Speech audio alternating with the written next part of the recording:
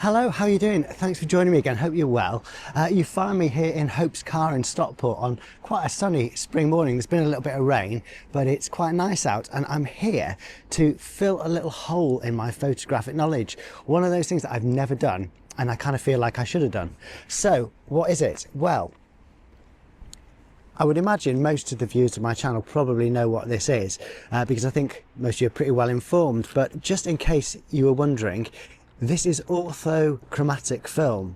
Panchromatic film is the black and white film that you normally get these days. This is kind of the original black and white film, not this particular brand, but it existed back in the days before panchromatic black and white film, which responds to all the visible wavelengths of light.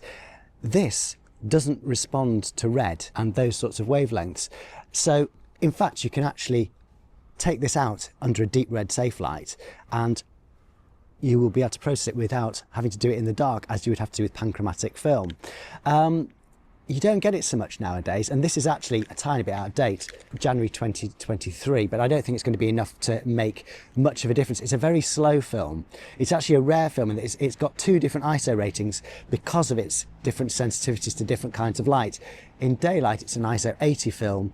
In incandescent light, it's an ISO 40 film. I think it's DX coded to 80, so I need to remember if we do go inside to change the ISO setting on the camera to 40. But I'm mainly going to be shooting outside. I think this is kind of most useful for landscape photography. I don't think it's very flattering to skin tones.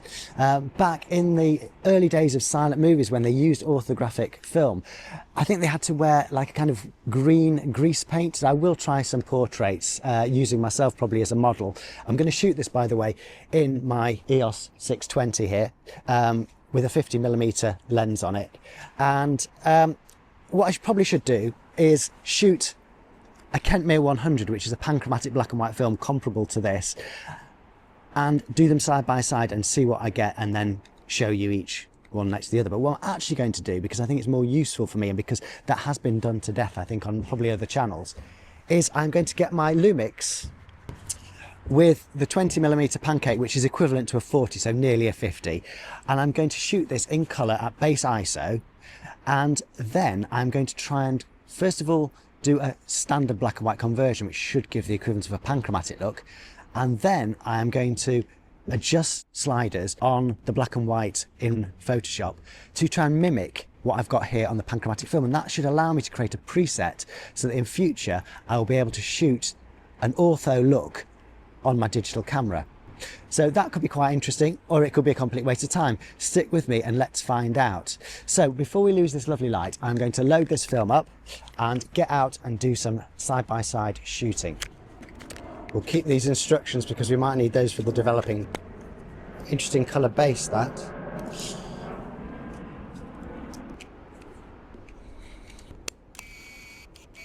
Let's go and shoot. So here I am at my first location, and those of you who follow this channel will have probably seen this shot many times before, but I think it will work really well with the ortho. We've got all the reds here of the red brick buildings, then we've got a blue sky, we've got a butterfly mural there which is sort of red and white against the brown. We've got red brick. It should be a good test. I've set the shutter speed to 1/125th of a second, which is giving me an aperture of about f9.5, and that should be fine to get everything front to back. So without further ado, let us take the shot before we lose the light. So here, looking at the orthochromatic shot on its own, this is a vanilla treatment of the negative. Scanned it with the 5D Mark II, processed it in Camera Raw, no alterations other than to change the curve from negative to positive. So you can see that there is very low contrast but great sharpness to this picture. And if we then compare it with the shot taken on the digital camera, again just a straight conversion of the digital negative, I've dropped the contrast down just because there is a lot more base contrast in the digital file. So what's interesting is when we look at the two shots side by side. And what I've done is I've found a black point and a white point, and I mean a black and white rather than something that had colour to it, on each image, and used that to create equal contrast. So we can see that the orthochromatic image is actually more sensitive to blue than the panchromatic image, and that's what we'd expect if we were looking at panchromatic film, because there are dyes added to panchromatic film to allow the film to be sensitive to red, but that reduces the sensitivity to blue, so we get that kind of image. And it's interesting to see that the digital sensor reads the same way. So with a vanilla conversion to black and white without changing any of the colour channels on the digital image, we get a purely white sky on the orthochromatic image and a grey sky on the panchromatic image. The church, which has a lot of red in it, appears much darker on the orthochromatic image, and that's what we'd expect as well. It's slightly burned out on the panchromatic image. So that's pretty much what we'd expect to see, and it's a good start to the test. So here's a great place to get a shot which should show off the ortho really well. I've set both cameras to an aperture of f8, so they're comparable exactly. The base ISO of the Lumix is 200 rather than 80, but I don't think we need to worry about that too much. I'm going to go for portrait orientation and try and get a really nice picture here with the reds and the blues and the whites. See how it goes.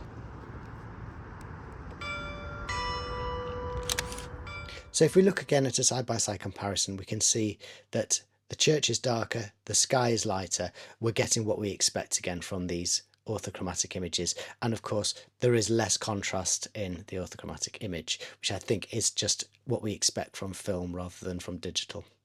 Okay, now this is where I have to put my vanity aside and take a selfie against this red brick wall here.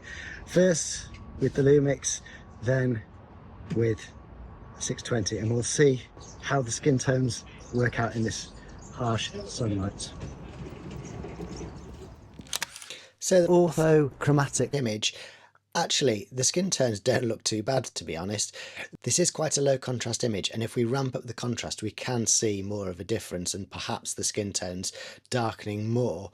But compared with the digital shot, the panchromatic shot, it's actually better, I think. Maybe because of the harsh sunlight, the red in my face has been lightened so much that it's overexposed, and so when we look side by side I think the orthochromatic image is actually a lot more pleasing, and so I actually would consider using it for portraits. But it's interesting to see whether that is the case when we are under more controlled conditions in the studio, and so I did pop back to the studio and make a quick portrait of myself using the studio lighting, and we can see the side-by-side comparisons here, and it is clearer that the skin tones are a lot darker on the orthochromatic image, and if we increase the contrast we can see that it does bring out those blemishes slightly.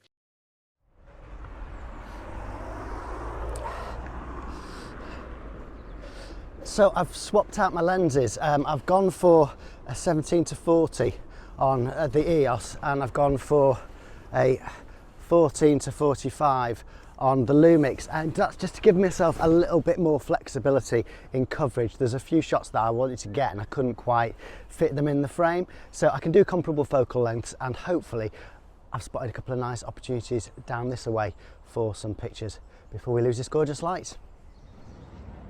I'm down on Canal Street, which is always good for a photo or two, and I think what's over here will make a really good one, because look at that, it's all the colours there, all the colours, greens, reds, blues.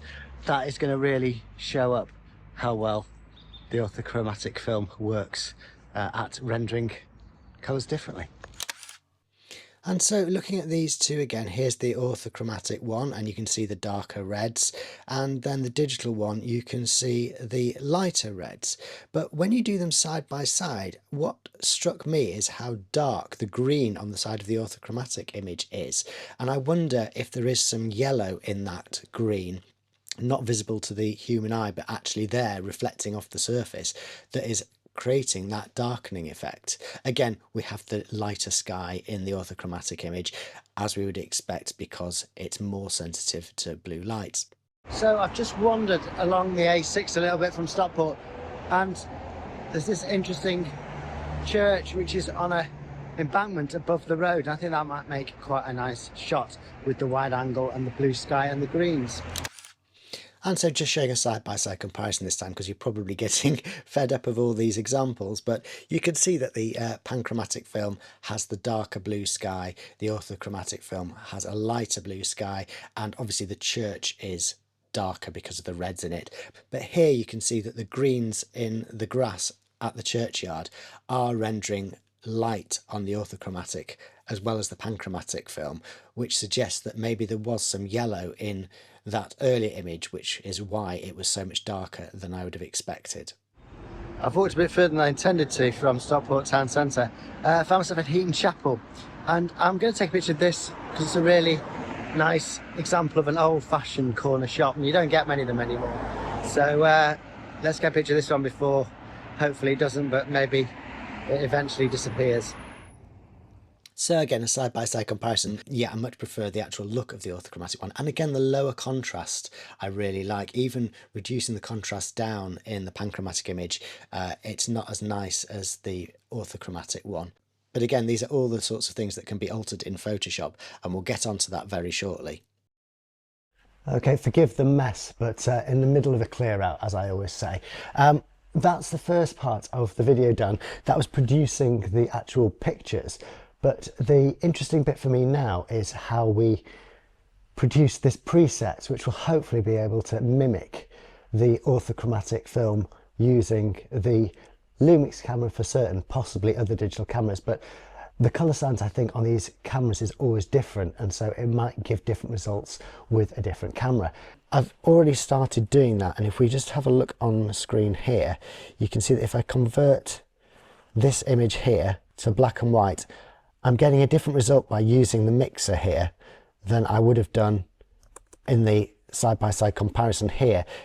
One thing that surprised me was how dark this green was compared to the panchromatic. So when I've gone into here, I've actually dropped the greens down to try and get the same kind of results with both those bits there. So there we go, my recipe for creating a rough ortho look based on the results that I got. And again, those are rough results. Red's all the way down, oranges just down a tiny bit, yellows down a bit more, greens surprisingly down further, the blues pushed up a touch, and the purples and magentas. And this seems to work across the other images I shot. And you can see that if I put these values into the raw file for one of the other pictures, we get a similar look. So it is something to do with the film itself that is creating these changes. It's not just that it works for one particular image. Maybe there is a lack of green sensitivity to this particular film. Either it is slightly out of date, maybe it's to do with the way it was stored, or maybe it is just something that I don't understand that is creating this look. But if I wanted to replicate the look of this specific roll of film elsewhere, I can kind of do it by creating a preset with these values. So there we go, a recipe for creating an orthochromatic look. So I can create a preset, there we go, and call that orthochromatic estimate. And there we go, we've created that in my user presets. So there we go, another experiment completed. I hope you enjoyed that little dip into orthochromatic film. I really enjoyed shooting it for the first time. I will definitely shoot it again in certain circumstances where I think it would really work. I will also use the digital preset, and I'll work on that more as I gain an understanding into how digital cameras process and how the sensors work and all that colour science that I don't fully understand, and I think you need to understand more to get a good result. But that's it for this time. Thank you very much for joining me. Please do like and share this if you enjoyed it. Please do subscribe so you don't miss future content. But that's it for this time. Until we meet again, take care of yourselves, enjoy what you're shooting. Bye for now.